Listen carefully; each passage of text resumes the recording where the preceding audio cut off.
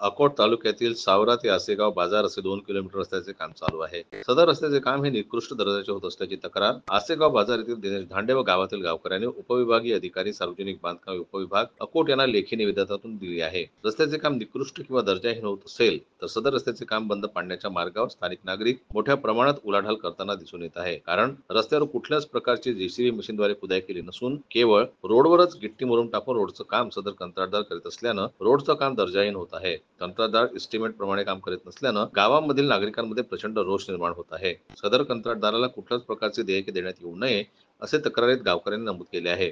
मात्र सार्वजनिक बांधकाम उपविभाग अकोटचे उपविभागीय अधिकारी सुलतान नेमकी काय भूमिका घेत आहेत याकडे सर्व अकोट तालुक्याचे लक्ष लागले आहे.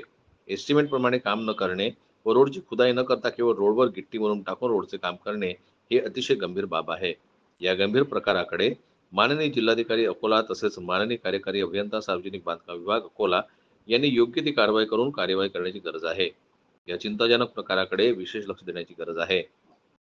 जनमत लाईव्ह न्यूज साठी देवानंद खिरकर, तालुका प्रतिनिधी अकोट यांची रिपोर्ट.